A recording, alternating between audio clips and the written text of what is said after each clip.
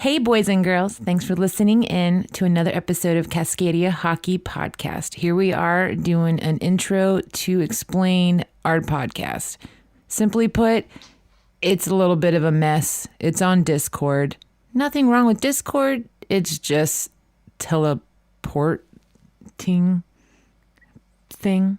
I don't know what you're saying. I don't know either. Anyways, it's choppy. She's been drinking because it is the apocalypse, and that's what we do. I really need you guys and gals to do me a huge favor. If you could, if you like taking this from us for free, if you like sucking out the marrow of Cascadia Hockey Podcast for your own personal enjoyment, share that sucking with other people, okay? Find a way to share it with them, rate us, berate us. I don't care. Just get the word out there. You guys have plenty of free time on your hands right now, so do it.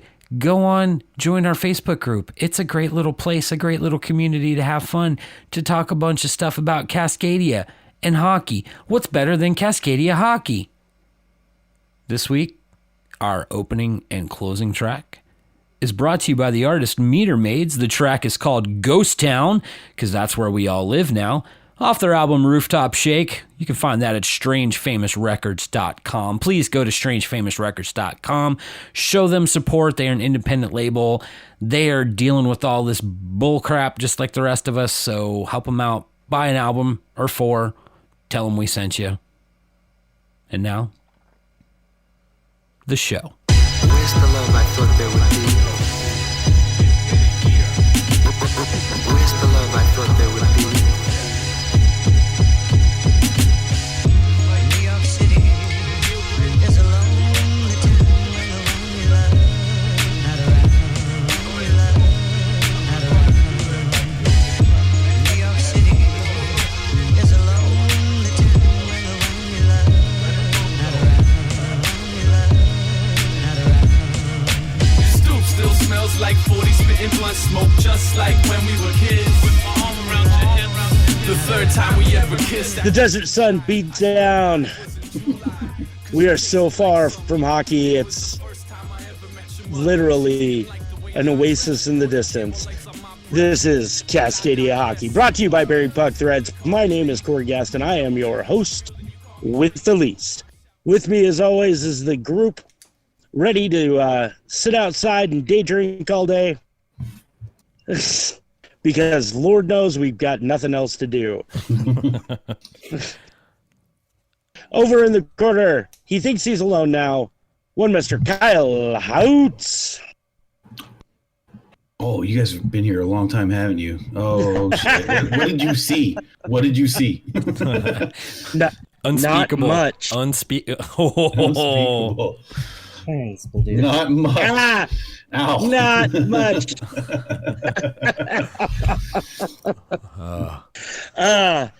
Down in the corner. Watch out, boys. She'll cheer you up. It's one Miss Anya Piper. I don't chew people up. I can neither confirm nor deny. I love it when Keep going, I'm sorry. A man whose only goal is to both wang and chung tonight. Garrett Jonah. I wanted the wing and chung. Those forearms are looking strong, D-man. Well, gone through a lot of lotion. Oh, boy. And after a trip to the liquor store this afternoon, he'll be ready for kung fu fighting. It's one Mr. Aaron Piper. I will be ready for coordinated kung fu fighting because I can only do that when I'm drinking, so. Any other time I just look like Tommy Boy trying to ride a palm tree. I discovered an 80s playlist, and so Obviously. nothing but 80s playlists, 80s song lyrics are in my head, and I just had to get them out. I was going to get them out on Garage-A-Rama yesterday, but that didn't work, so here we are.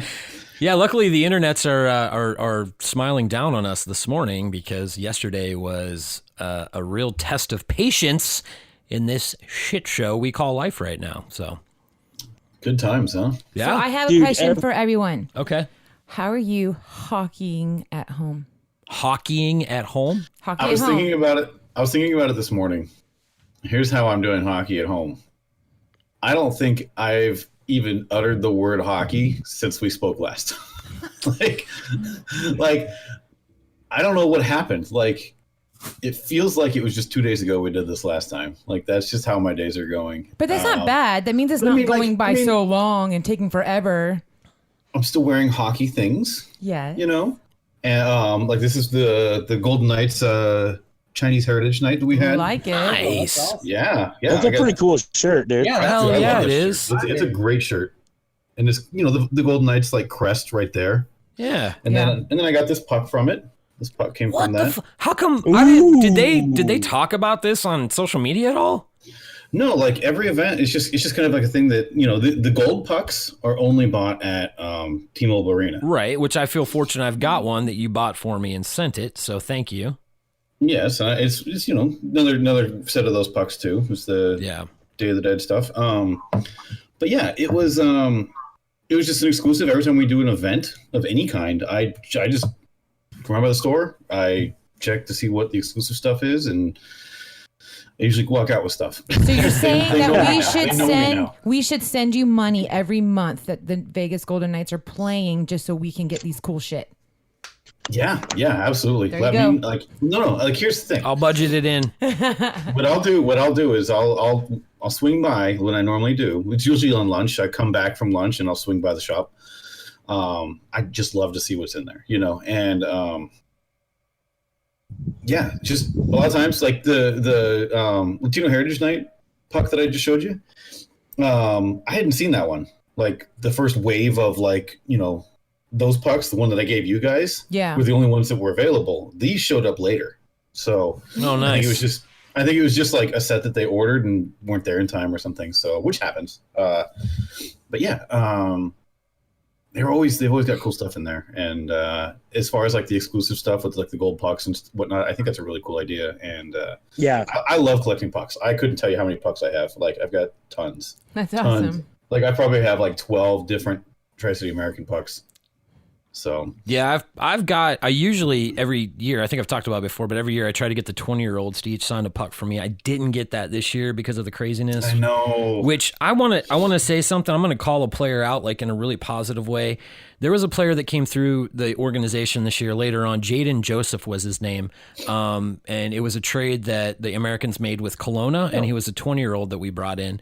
The kid has an incredible story. There was a guy from the Dub Network. If you guys are interested, dubnetwork.ca, and just search Jaden Joseph. But it talks about his journey through juniors.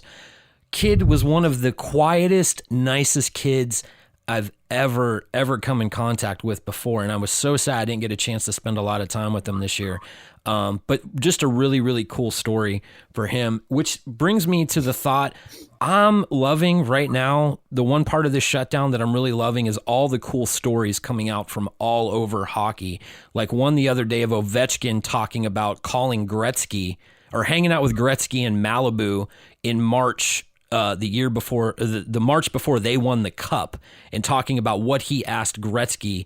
He said, what do I need to do to get to the next level, pretty much? And so those sorts of stories coming out, I just think are really incredible right now. Yeah, no, that's awesome. I wish I was a little more in tune with, you know, the kind of, you know, I see the NHL app on my phone. It always talks about like, you know, check out this Zoom call with these people. And I just haven't been watching those. I don't know. I feel like I would enjoy them, but I don't know about you guys, but like my attention span during all this is so scattered. Like I 100% agree. Yeah, I'm having a real hard time focusing. Yeah. Yeah, for sure. A month ago, I thought I was going to be like zoned in on everything, like really, really productive. Just every minute of every day, I want to fill it so we can get through this. And now I just find myself drinking and reading children's books all day. So, yeah. Speaking of like following, there's been a lot of outpouring today, over the evening and through this morning from hockey players to Nova Scotia. Yep. over the deal that happened over there yesterday. Well, that wasn't yesterday. That's actually a few days ago that happened. It was over the weekend. Yeah. Because I think I start. You're talking about the shooting that happened, right? Yeah, the mass shooting. Yeah. Yeah, I think 16 were shot with that. So definitely hard. 19. Was it 19? Okay. 19. So yeah, that happened, I believe, Friday or Saturday. But there was a lot that started coming out about that. So yeah, I mean, that's the majority of what I've been seeing. Yep. Which is it's funny, it's funny, and we won't dive into it a whole lot, but just the way that things are covered, in the media with all of our Canadian friends. We hear about all this stuff, but there hasn't been a whole lot of talk about it here with our peeps. But here's the really depressing part is 19 is not a huge thing for our numbers. Yeah. And so that's part of it. I've seen some pretty senseless comments, like when it was 16, like 16, y'all are amateurs. And I'm just like, you've got to be fucking kidding me. Like you would say something like that. There's a reason why, like I just avoid social media for a while after something like that happens. Like I just get so infuriated. Like, and some people, like, they know it's a tragic event. They just want to be edgy, they just want to be edgy and I don't know, their parents didn't hug them enough or something, so they gotta talk weird shit. So this is going to be a bad segue, but I'm going to say, speaking of mass shootings, oh God, no, this is actually really cool. I'm getting to something here. Look at Derek. Derek's like, what the fuck? I watched listen. I watched a documentary on Friday night called Valiant. Kyle, you may have seen it. It's actually the story of the Vegas Golden Knights, and it's on Amazon Amazon Prime for free if you have Prime. But it walks through the first season, and it talks a lot. It stops and takes a large chunk to talk about that Route 19, or I think, was that the name of the Route 19 or something like that? The country monster. Yeah, the shooting that happened with the guy in the Mandalay Bay there. But just, I've known a lot about that story, and Kyle, I'm sure you've known even more about that story, but that was a really, really good documentary going behind the scenes and talking even more in depth, and how it continued on through the season. Because I think we all probably saw opening night when they honored the players, and I loved it that the Golden Knights lined up behind first responders, and then the Arizona Coyotes lined up behind the Golden Knights in unity with them, which was awesome. But then it goes even further to talk about it. So I highly recommend that documentary called Valiant. It's very heavy. Like, it's, be ready. Like, it's intense. Yeah. It's when I get to watch it premiere inside the T-Mobile Arena. Like, they put it up, Nice. And it was coincidentally it was a game that my mom attended. She flew down for a game, and it was just by coincidence that was just the day. And so she got to the arena very early, and then they just cut me off. They said, "Okay, go ahead. You're good to hang out with your mom. You're good for the day." And we went up and watched it from our seats, and it was heavy. Like, there were several points there wasn't like a dry eye in the house. It was pretty intense, and you could tell that there were people that were there that were affected by it. And even in the video, you see the people that are talking and that are getting these interviews and stuff, and they're like, like one guy was like, I got shot in the chest. Like, yep. Fuck, dude. Well, the assistant coach at UNLV was part of the and so. And since I've started here, several times there's been first responders that show up to games that were there, and police officers, paramedics, all the firefighters, everything. Like, they're there often, and their presence is always met with really, really warm greetings, and it's it's really cool to see like how the Knights handled that whole event, how the city handled it, and how they're continuing to like remember it and honor those people that lost their lives. Like, we have the number retired. We have the number retired in the building, and every star has the person's name on it. That's awesome. So it's instead of a number on the banner, it's just stars. That was part of that documentary. They showed the raising of that banner and that the number 58 will never be worn there. But it wasn't, like you said, it wasn't the number 58 in the rafters. It was the 58 names. So I thought that was really cool. Yeah. And then I was also reminded, like, the sad part of it was that happened, in October. But then as the season went on, they're all wearing Humboldt stickers on their helmets because that was the same season that the Humboldt tragedy happened. And it was just like one of those like super, super heavy years. So, I had not heard of this documentary until last night. Okay. I didn't know about it, but somebody posted a picture on, because I follow the Golden Knights subreddit. Okay. And somebody was like, "Hey, I got this." His comment was like, he was holding the Blu-ray up, and he was like, "Looked all over online, couldn't find it streaming." But I saw that post.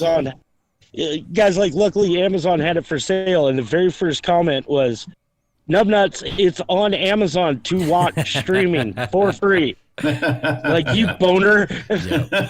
Well, two thumbs up, highly recommended. It was a really good one. So yep, I agree.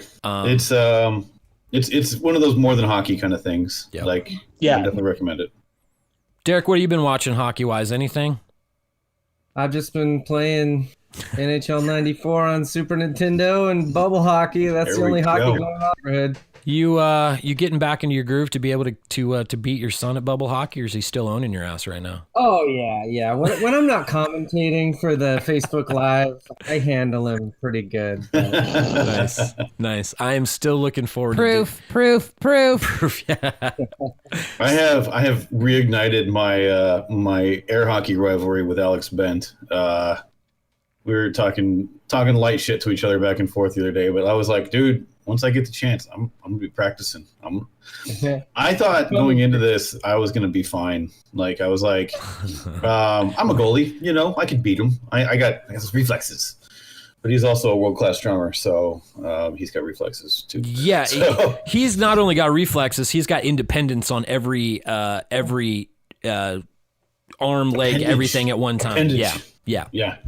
As a mediocre drummer, I can say that independence is the hardest thing, and it cannot be taught. You have to learn it. So Dude, blast beats do not help in air hockey. I'm sorry. I don't care how fast he can do a double bass. He's quick. So I'm just giving you shit, Alex. I gotta be training. Do you guys know it's been 40 days without hockey? what? It feels like it, man. I don't know. Like, it's. This is the 40 day we days. send the doves out from the ark. That's what I was just this gonna is- say. I know how Moses felt now, man. Good Lord. This Yeah, is a really weird off season. it's I was thinking weird of for that. I was- sure. That's funny you guys went to like biblical references. I was thinking of that movie where the dude couldn't masturbate or whatever. He couldn't have sex. What was that movie? Wasn't that like 40 days 40 or years something? a virgin or something? Oh, No, not 40-year-old No, virgin. it's is it McConaughey? No. It's 40 days and 40 nights. There you go. Yeah, I remember. And it's about Lent, right? Oh, okay. The kid can't nut for Lent. Right. Yeah. And then when he does, finally, it's like the scene from Scary Movie Actually, where he blows her also- up to the ceiling. It was so many No, things, like Jerry O'Connell or something. Okay. Freddie Prinze Jr. maybe. Freddie I don't Prinze Jr. Just all the 90s, like, it boys. Oh, my Dude, God. I just picture, if you go 40 days and 40 nights, like the next, you're just pulling a Wayne. It's not healthy. Like, no, seriously, no shit. When I was in Iraq, we were actually encouraged by our medics to Masturbate. Perform He's self-care. masturbating. perform self-care. Yes, they actually encouraged it because somebody was like not at all, Those, and they got an those guys- infection. right, Oh, those They got guys an were infection. encouraging you to, because they wanted to watch. That's what's going on. There are cameras in all of our rooms. Okay, so the yeah. whole 40 days, without hockey was going to say, do you think we're going to get an NHL name for Seattle or hockey's going to come back first? 9. Which one do you think is going to be first? That is I that think is a hockey will be wonderful- back before we get Okay, it. wait. We could make this a bet right now. I know. We could do something. So here's the thing: is I think we're in the midst of everything, and that's why Seattle's holding back still. Absolutely. Is I they're- agree. It's just going to get buried in the news cycle if they don't. And then nobody can go out and drink and celebrate. Well, Yeah. The thing that people don't understand is they want the name like right now. Like every post that NHL Seattle like site makes, all the comments are like, "Yeah, what about the fucking name though?" Like they don't understand that like the way that they want to do it, they want to do it in a public event. They want to be like, everybody's here, fucking here's some merch, like come buy it, check it out, check out our new name and stuff. Like they want to do it like Vegas did, and rightfully so. So I don't blame them. It sucks. But I don't blame them either. But goddamn it, give people something to rally behind. And that I agree who with are also. we? Where's like, our identity? Like I'm on the fence about how I feel about the whole Seattle name thing. Like It hasn't. It's not even a year yet, though. Okay, Until they go. here's how ridiculous it's getting, though. The other day, there's a Seattle fans page that I'm a part of on Facebook, and there was a post talking about the racism that's still rampant that happened with Akil Thomas. No, not Akil. I forget who it was. But anyway, guy was doing a black hockey player was doing a live Zoom call, and somebody came on and just started typing the N-word all over there, and it was ridiculous. Yeah. But somebody shared an article about how racism is still rampant in the game. Somebody said, "You know what? I don't even care until we get a name for this team. I'm over hockey." I'm like, are you fucking kidding me? Seattle fans in a nutshell. Jesus Christ, man. Oh, Seattle fans in a nutshell. Well, I wouldn't even say like, and it's not even just like all the fans. Like I've said this before. It's just Seattle has a lot of like in every sport that they have just this like section of fans that are just total asshats, and they're very loud. They're very annoying. And for some reason, Seattle just like has it worse than anyone I've ever seen. Like it's I was gonna say, come on, can't we say that every team has that section? I've lived in Seattle, and it's Pittsburgh. Okay, yeah, that's true. Pittsburgh, Philadelphia. I'm sorry. board. As a Philly fan, Philly's got some of the worst, dude. I think because I lived in Seattle, that's why I feel like they're like some of the worst I've experienced, because I've seen them like up close and like I've seen them on the trains. Like I've seen people like start actual fist fights over like whether the Mariners won or not. It was just like right.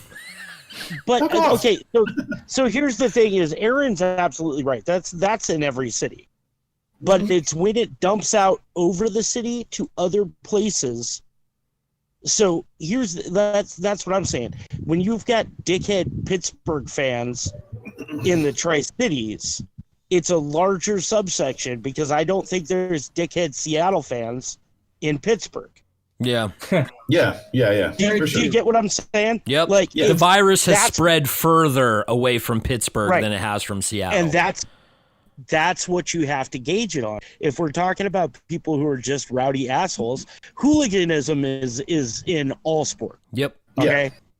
The guys that take it too fucking far, that get in fucking fistfights, that act like it's a gang, whatever the fuck.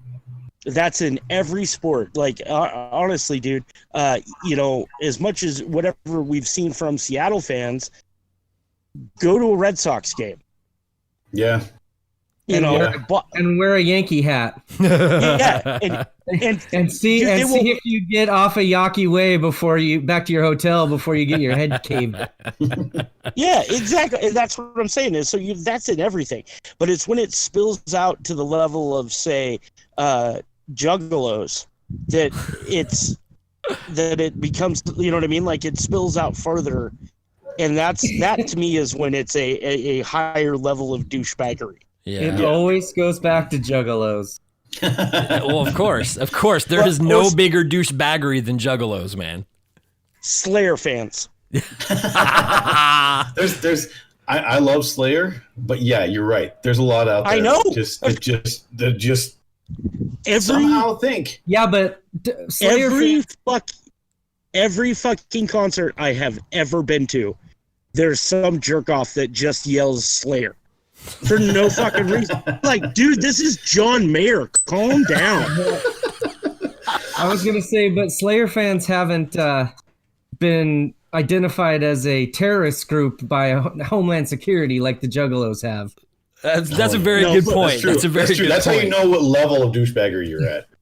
I see that whole thing is just that's stupid. Oh, I agree. No, yeah, it is. It is. But like, I think it's ridiculous. But I was just saying that's how you know how widespread you are when Homeland Security is like, you guys are fucking terrorists. When anytime you go out for a drink with your friends, you're called a sleeper cell. Yeah. Yeah.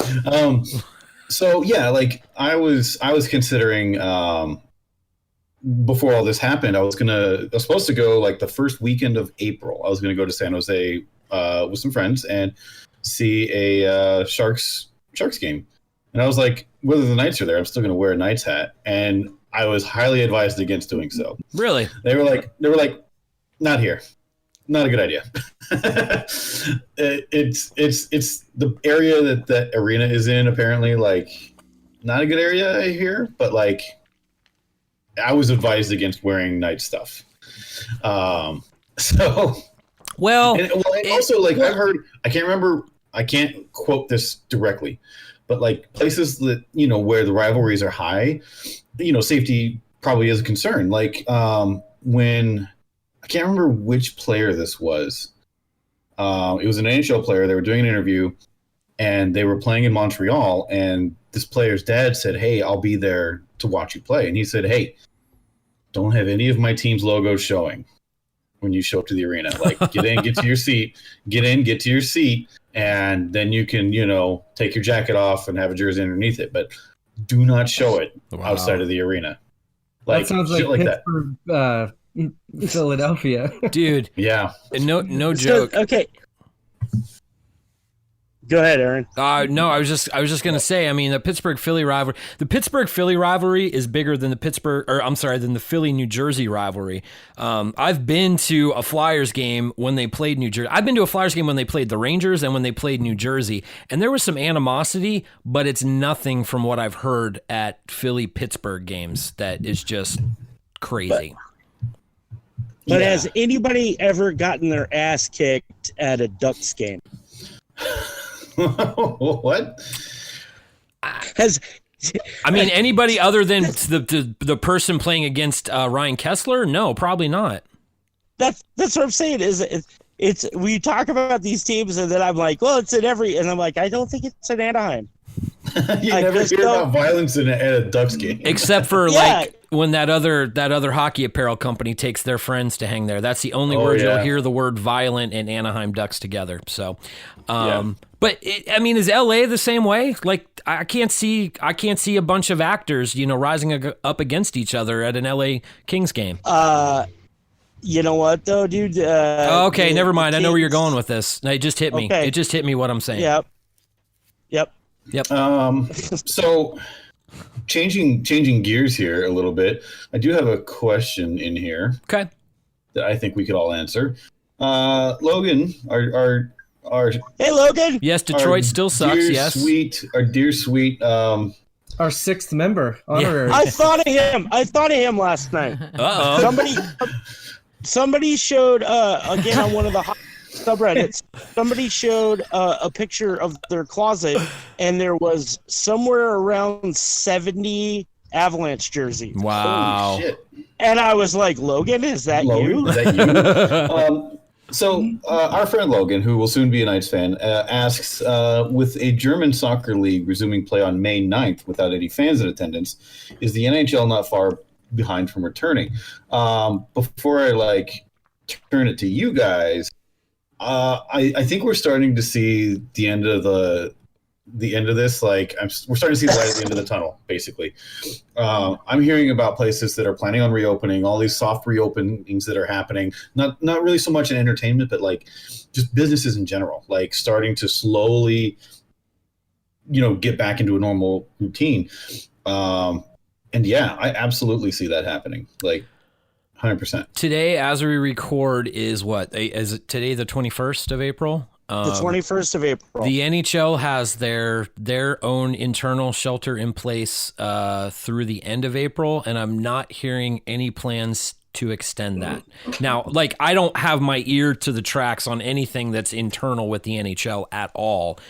But I would feel like at this point, some insider somewhere would have some information to say we expect that to be extended, and I don't think it's going to be. So my question is, yes, I do believe that we're getting closer to a return to crowdless play to get this season over with. Yep.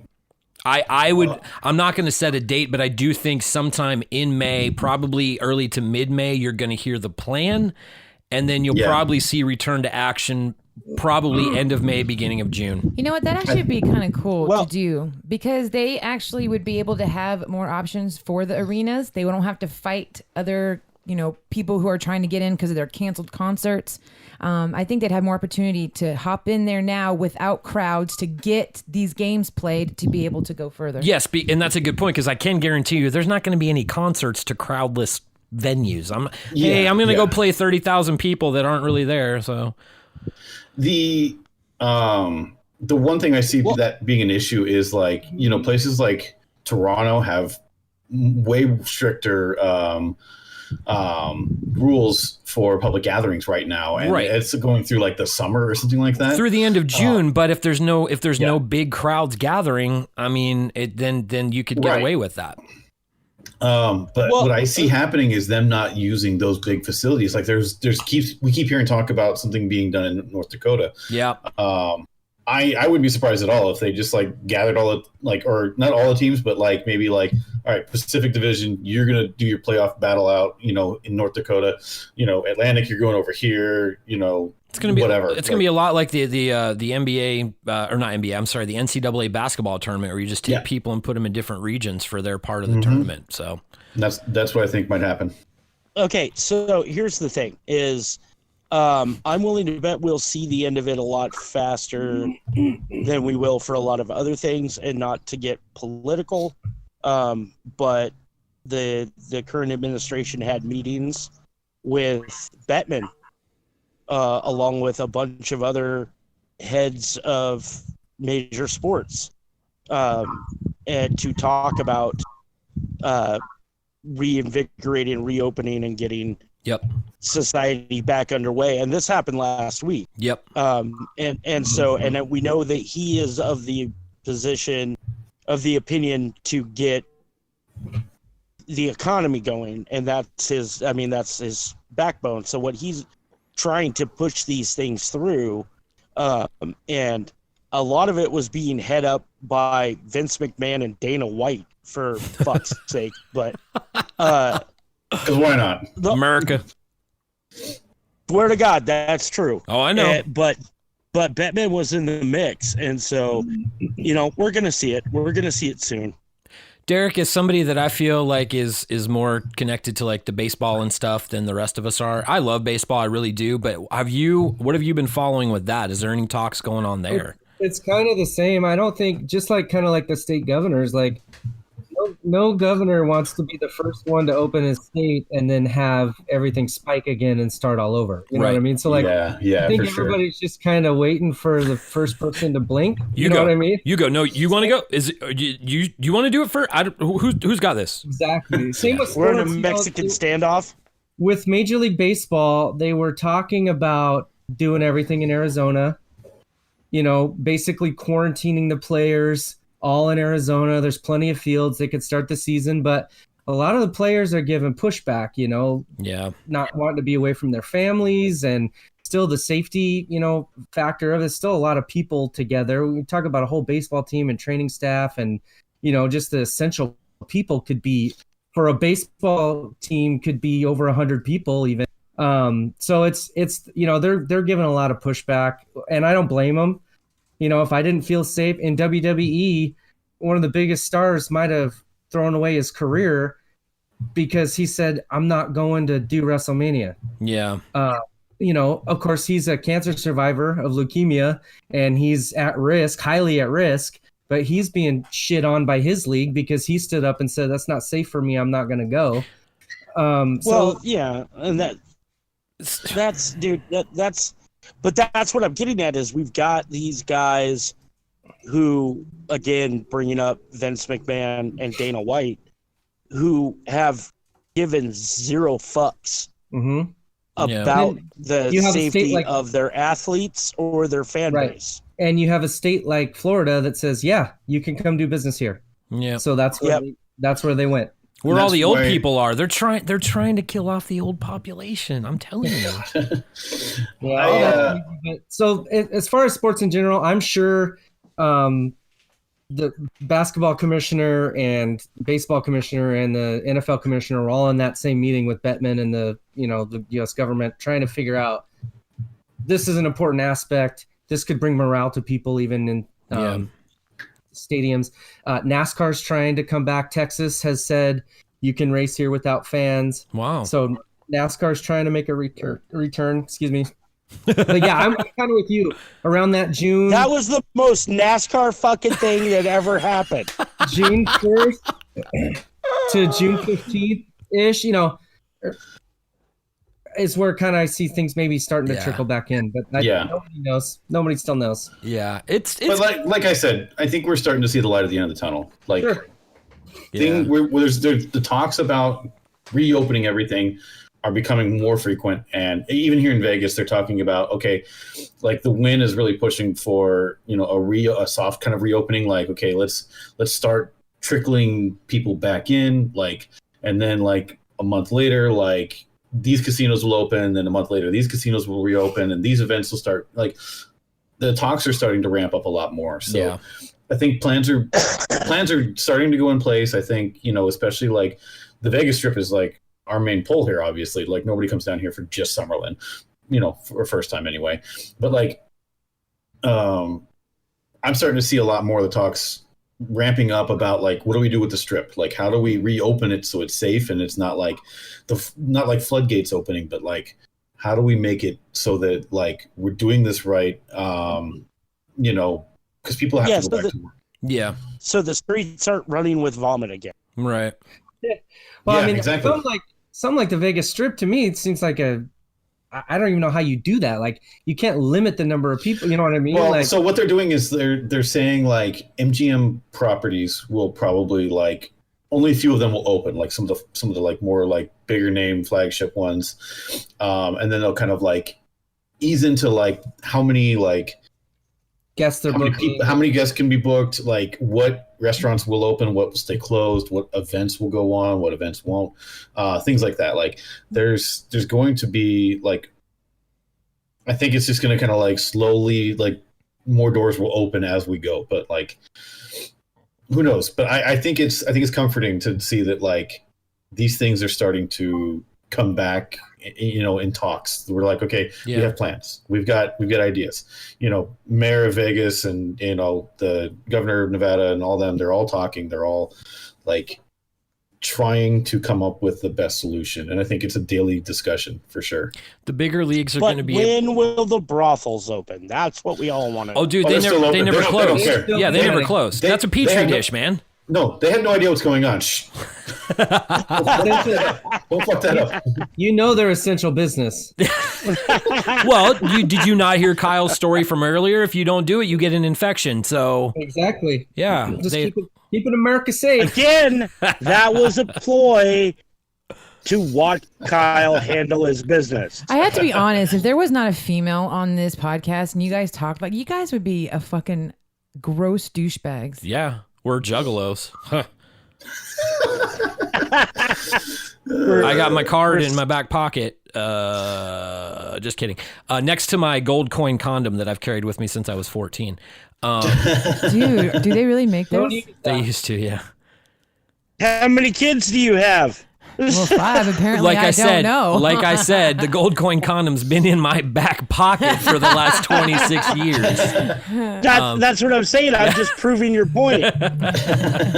So I do want to talk a little bit more hockey, actual hockey news instead of hockey speculation. Although bottom line, Logan, yes, I do think we're getting closer. Jesus Christ, that was a goddamn family circus. Hey, we got to find something to fill an hour with, and that's so.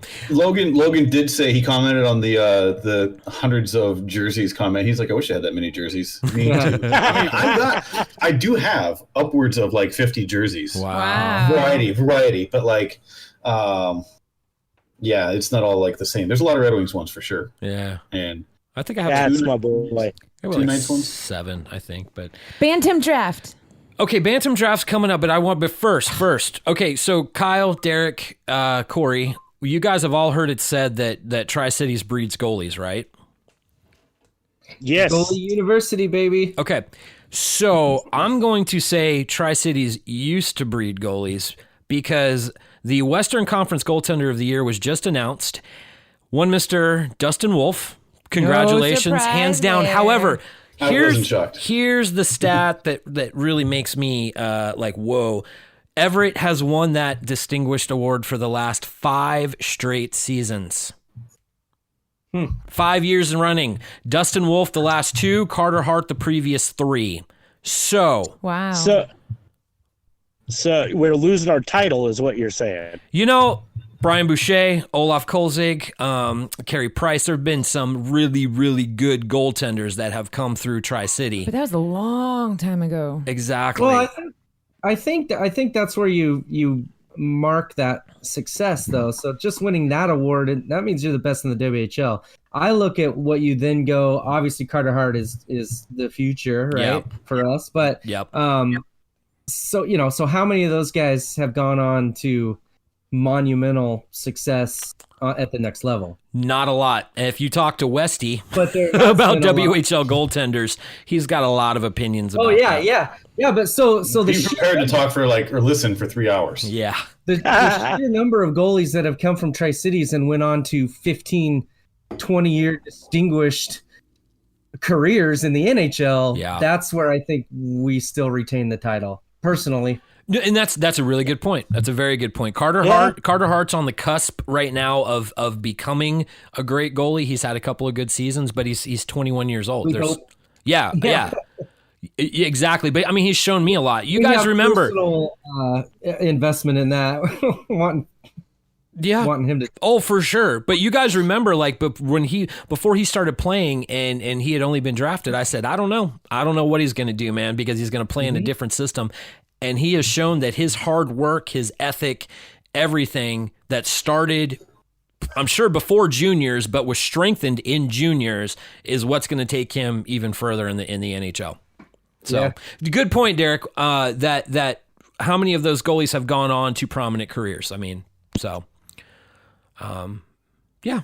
Cool. Well, I wanted to mention that. Anya wanted to talk about the Bantam draft. Which, I know. I'm so excited. by the time this posts, the draft will have already happened. So all we have to say is behind Connor Bedard, I don't know who else is going to get top. I don't know, but I think it's interesting the top 5 picks. There's only one U.S. team. Yeah, Tri-City. That's pretty bad, though, if you think about it. 4? Are we 4? Tri-City's picking 4, 4th yeah. for I think only the second time in their history. Regina's first, Prince George is second. They won that through the lottery. You said Regina. I did. Do it, Derek. Experience Regina. I'm never going to get through saying that city's name without some. Nope. I have. No, you I'm can't. telling you, I want to live in Regina. I want Regina to hire me to sing that on their fucking commercial for their Chamber of Commerce. I hear there's. Never mind. I'm not even going to go there. No, but so Regina's first, Prince George is second. I don't know who's third. Who's picking third? Oh, Swift Current, I believe. No, Moose Jaw. Moose Jaw, then Tri-City, And then Saskatoon. then Saskatoon. Yeah, and then Swift Current, I believe. So the Dub Network, dubnetwork.ca did a mock of who they were going to pick. I mean, obviously, this freaking exceptional status player that I disagree should get exceptional status. That's because you're a mom. He's going to go first. Yeah. But I thought it was interesting. Number 4, it looks like, if I read this properly, that they say, I can't pronounce height, Heidt. Let me see is the here. player. So 4th for Tri-City. Where's that one at? This guy right here. Yeah, height. Bedard is the, Riley Height. yeah. He's listed 5'9", 160. Does he have a California? No, he's actually out of Saskatoon. Oh, okay. They estimate that that's who the Americans will pick. Oh, fourth. it's actually rumored that he applied for exceptional status with teammate Braden Yeager. So Yeager's one of those top Yeah. threes.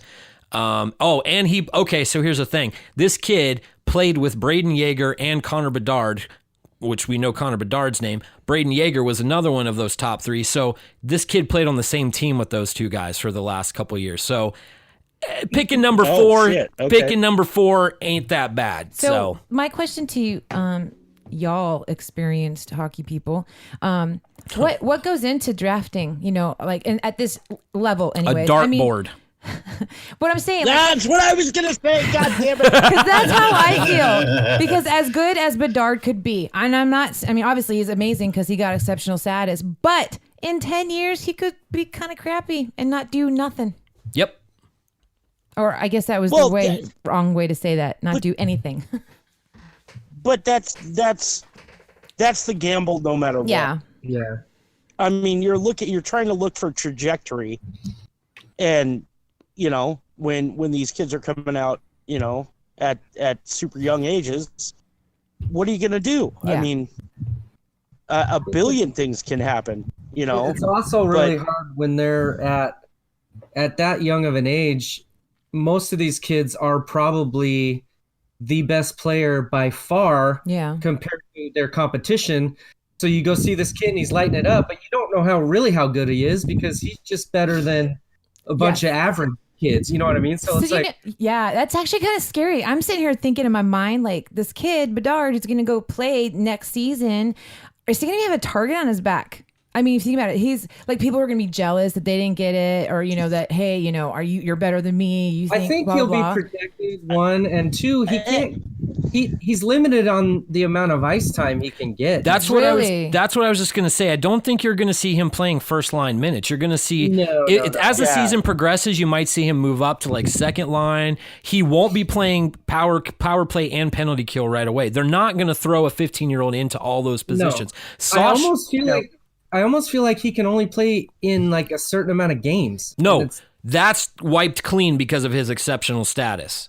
Okay. If he was your typical 15-year-old coming into the dub, he could play 5 games. So yeah, I thought it was 5 or 6. Okay. Right. So if there's an emergency situation, he could have played more than that. But no, because of his exceptional status, he's now fully eligible for everything. I don't even know. I'm sure he'll probably still have to wear a full face shield, because if you ever see the players, they wear the full cages and all that. Those are the 15-year-olds. You can't take those off and go to a visor till you're 16. They'll protect him, but if he gets on the ice, I guarantee you somebody's gonna say, give him a "How's your neighbor?" and welcome to the dub. He'll get hit. Yeah, he'll get hit. But it's inevitable. Yeah. Yeah. Oh, absolutely. But just like any of these kids, I think they look at their grades. I think they look at their, they do their upbringing. Their mental capacity and status. I think those things are far more important. I mean, they got to have the natural skating abilities and hockey acumen, but when you're picking a 14-year-old or a 15-year-old in the draft, I think you have to look at some outside factors to see if, okay, we can give him the skills if he's got a good base, but you can't teach work ethic, you can't teach those type of things. So I think that's really what you look for. And at the end of the day, again, spin the wheel. Pick a number. Do you think there's enough respect between like the fact that there's 20-year-olds playing that they won't go and target, the 15 or 16-year-old? There's a level of it, yeah. I don't think anybody's out there to end someone's career. Yeah. But no. If you're in a competitive game and... But do they have the discipline to like, okay, this kid's 16, this kid's 15, I'm not going to go and hit him, even though I'm pissed off on the ice. Coaches are smart enough not to put those two lines on the ice together for the most part. That makes sense. Yeah. That would make sense. Like they would not... I mean, I know there's always that cross... Yeah. Whatever. Okay. My question's answered. Now, I guarantee you, if he gets out there on, in a situation with a 20-year-old and he goes up, he takes a whack against that 20-year-old, he's going to get laid out because of that. He hasn't paid his dues yet. So yeah. And there's a chance that he doesn't see the ice next year at all. I mean, they could just put him in camp and just designate him and not even put him out there. Just get him. How funny would that be, though? He goes through all this thing. It still gets him in the system. You know what I mean? Like, but he still would have been in the system, right? He just wouldn't have been able to play the first year. Yeah. My thought is, if you're going to go through all that trouble to do exceptional status, I would be fucking pissed Well, off. and here's the thing: him going through exceptional status means that in essence, he just went through the NFL. Yeah, he just went through football. He just went through the NHL draft process because of all the mental stuff they did to him. Yeah. He made it through, showed that he's exceptional. So him and his family are looking at 5 years down the road. Or not even, no. They're looking at 3 years down the road when his draft year is there. He's already ready for it from a mental capacity. So now you just got to keep building his skill set and getting him even better. So I have a feeling he's going to see a lot of ice time this year, but not as much as a typical 16-year-old rookie would see. So Yeah. Oh, okay. I mean, I agree that he could just do training camp and then say, you know what, got a little growth to do. You need to kind of fill out a little more, work on it this season, and then next season we'll reevaluate. I can see that happening for sure. He's listed at 5'8", 165 now, so he's already bigger than Kyler Yamamoto was. But he's still small. Yeah, I mean, 5'8", 165. Yamamoto's tiny out there, though. Well, yeah, but this kid at the beginning of the year was listed at like 5'4", 130. So he's still growing. yeah, it's for him to now. Yeah, I mean, yeah. he's 14 years old at this point. To now be at 5'8", 165, he's sprouting up pretty quick. So Yeah. Yeah. Anyway, I wanted to read you guys something real quick, though, from a friend of mine, Brandon Rivers. I used to work with him when I was writing for the Dub Network. He did a little take on Riley Heidt, the guy that will probably go number 4 to Tri-City. Here's his take. Another player rumored to have applied. Oh, by the way, he's a left wing. So anybody that thought we were going to get a stud defenseman first off, probably ain't going to happen. He's another player rumored to have applied for exceptional status with teammate Braden Yeager and first overall pick Connor Bedard. Height is a jack of all trades, featuring few weaknesses in his game. Height's skill set, potential ceiling, and external factors are enough for him to be strongly considered at second overall in this year's draft. This is a mock draft, so he might not even be available come number 4. But a play driver from the wing with great pace, elite offensive upside, and a very high hockey IQ. His relentless two-way style should fit perfectly with head coach Kelly Buchberger, who values that a lot in his players. His skating ability is extremely important in the U.S. division, where speed seems to be a strength of all of Tri-City's opponents, which I agree with. Tri-City speed has not been able to keep up with opponents for years now. Yeah. So Yep. That was one of my biggest complaints was the Ams just seem to keep getting like outskated in a lot of cases, and Always. yep. Yeah. I don't know, it was always kind of frustrating to watch, but Absolutely. Is Kelly's coaching game a fast-paced, or is it still trying to be figured out? Kelly is a two-way game. Kelly says you're going to be liable at both ends of the ice. You better play good defense, which is interesting to hear that a 14-year-old kid is getting those sort of accolades, though, because they don't teach these 14-year-old kids a lot of back-checking and two-way play. So for him to be touted as a good two-way player already, that's a good thing. So, but once again, as Brandon said in that little take, he might not even be available at number 4. So, well, aren't the other 3? The other 3 amazing? are good. Of those top 4, we'll get one of the 3 that aren't named Connor Bedard. So, anyway. Yeah, I don't think you can lose there. So at 4, do you take best available or do you take a need? I don't know. You know what I mean? I'm sure. What's the need, though? Because a lot of people talk about defense with Right. Tri-City, but the thing is, like, the kids that are in defense, Mark Lejoie is a stud, and the kid was 16 years old last year as a defenseman. He's only going to get better. Yeah. Okay, but is good defense allowing 12, 10 plus goals in a game? And that happened many times Okay, last season. we've had that discussion before. There's a lot of factors that play into speed bagging every night. Aaron, if you have inside information, I can't talk about it. That's fine. But I'm going to ask if you've heard any scuttlebutt about a new GM signing. A new GM? Yeah, didn't our GM? No, leave? assistant coach. Oh, he was the assistant coach. Okay. Yeah, Pellerin. Torrey's the GM. Pellerin moved on. Yeah, no, Torrey's not going anywhere, and Torrey doesn't need to go anywhere. Bob Torrey, for all the naysayers, and Bob Torrey is one of the most compassionate, committed GMs in the league, and he's got respect of just about everyone in the league. When I was writing for not for the Americans, when I was writing for Dub Network about the Tri-City Americans a couple seasons ago, everybody only had good things to say about Bob Torrey. So But no, I haven't heard anything about a new assistant coach. I think Pelly's going to end up head coaching somewhere. He deserves it. Sure. So I agree. I was kind of surprised he stayed on when Mike Williamson left a couple seasons ago, because they worked really well together. And I figured with Kelly coming in, he'd want a new staff. But anyway, so I think maybe it was kind of like nothing was solid for him yet. Yeah. Like he was probably looking. I'm sure him and Mike talked about it before Mike left, but yeah. Going to be interesting.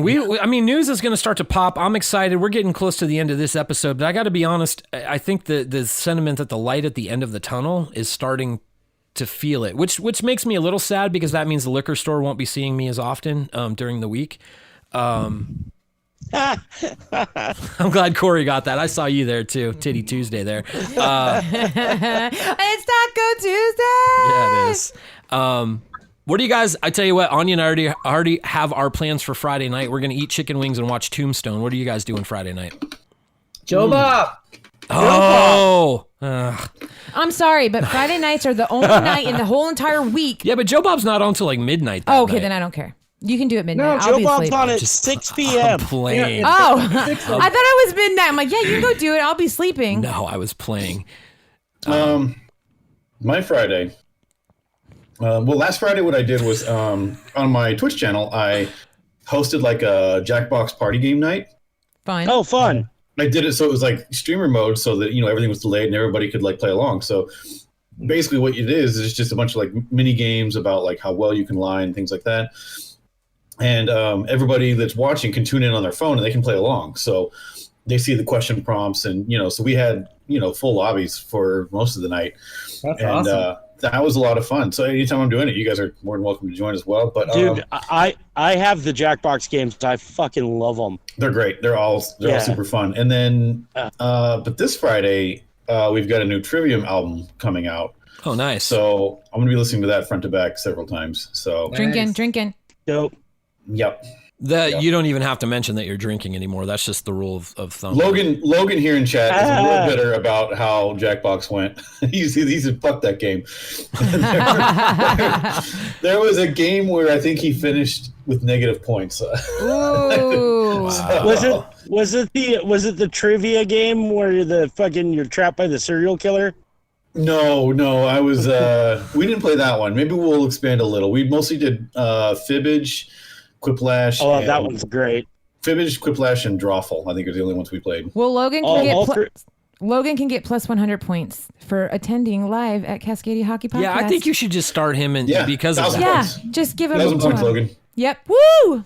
That's right. Where the points don't matter and no one knows what day it is. Yeah. I love that show. I love that. Is that show still on? I don't know. It wasn't Drew Carey that hosted it last. It was Right. the girl that played Lana in Archer. She was hosting it for a while. She did awesome. I forget her name, but Why can't I think of her name? yeah, I can see her face. I can hear her voice, Dude, but I can't remember her name. Fuck, she was just on an episode of fucking Top Chef I watched. Yeah, she's awesome. Is She's it still hilarious. the same cast though, Oh, other here it than is. the host? In my chat, Aisha Tyler.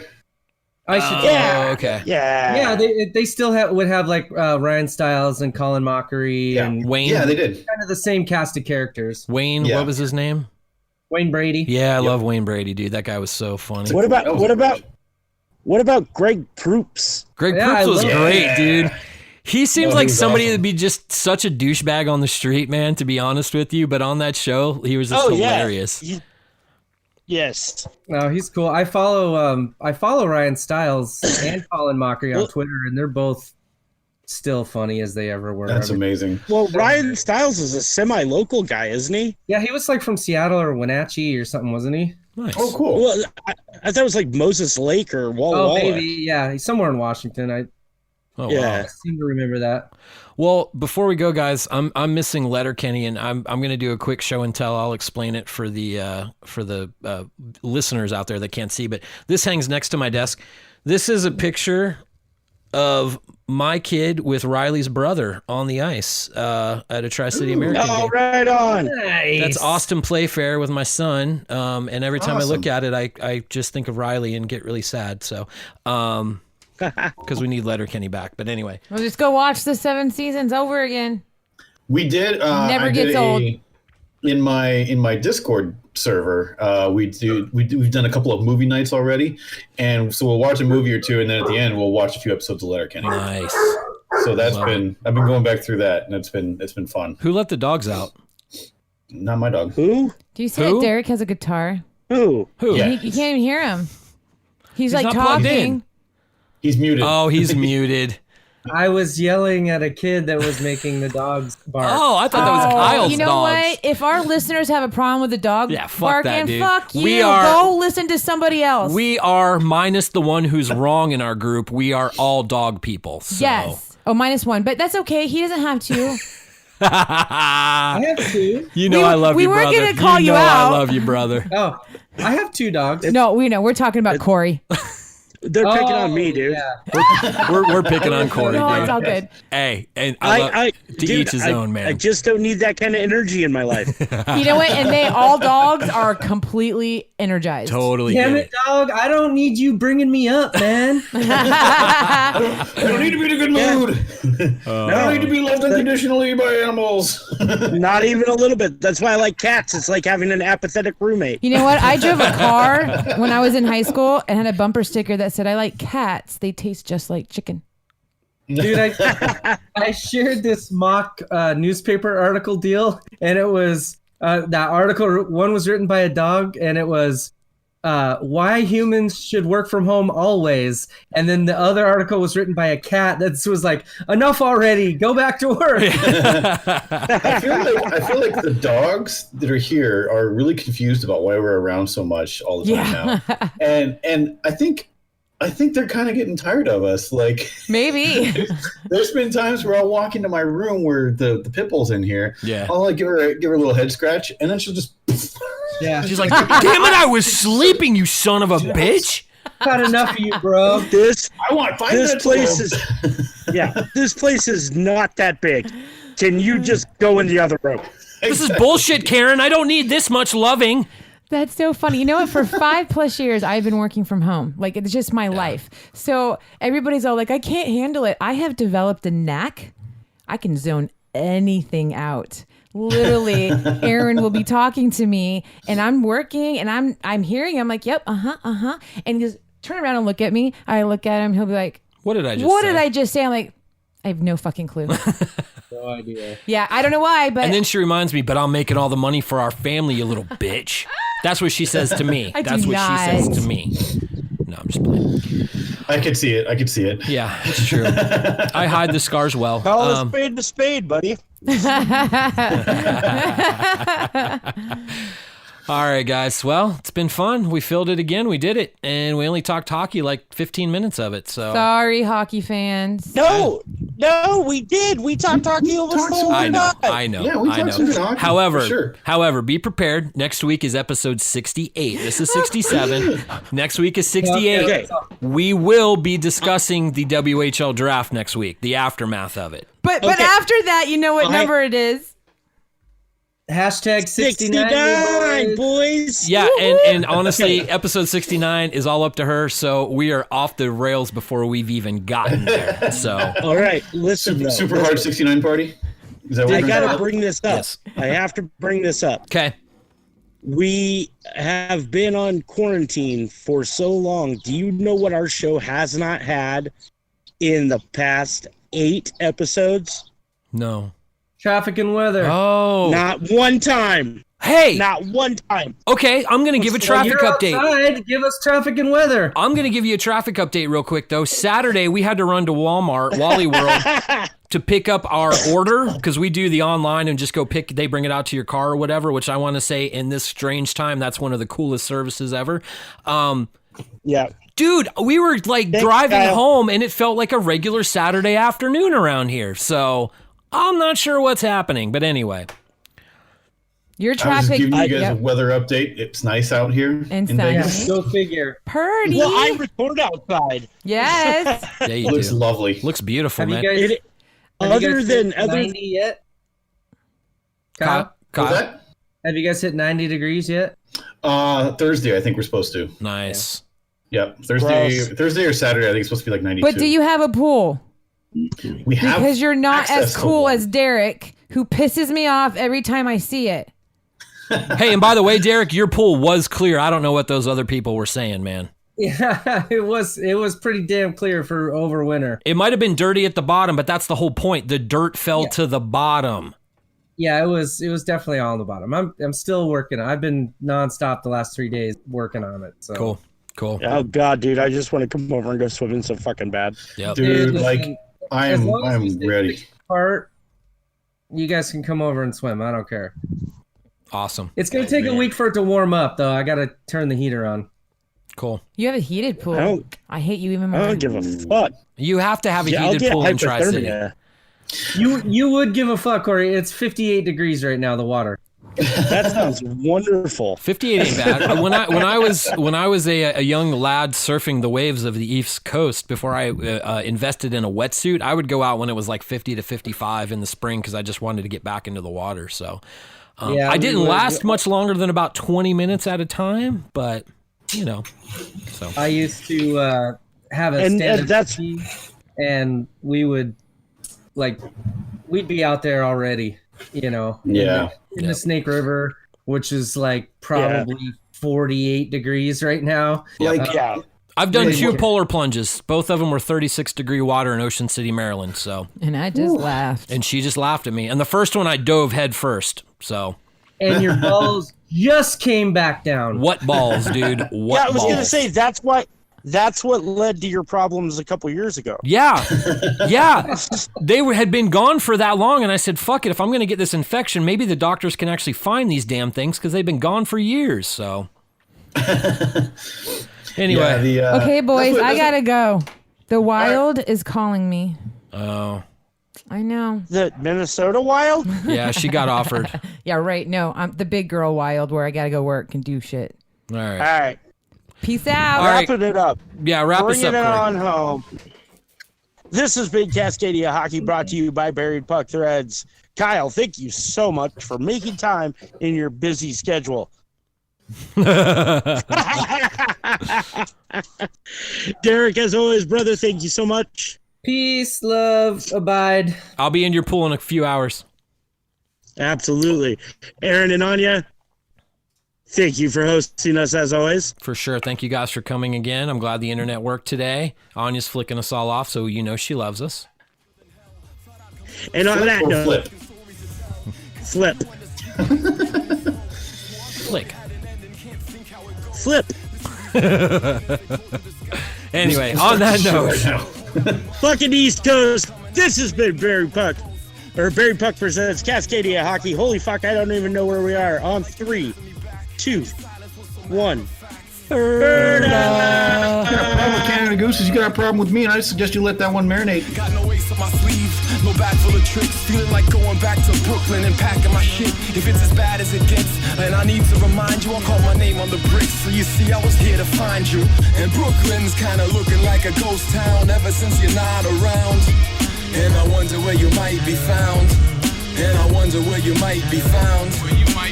And Brooklyn's kinda looking like a ghost town ever since you're not around.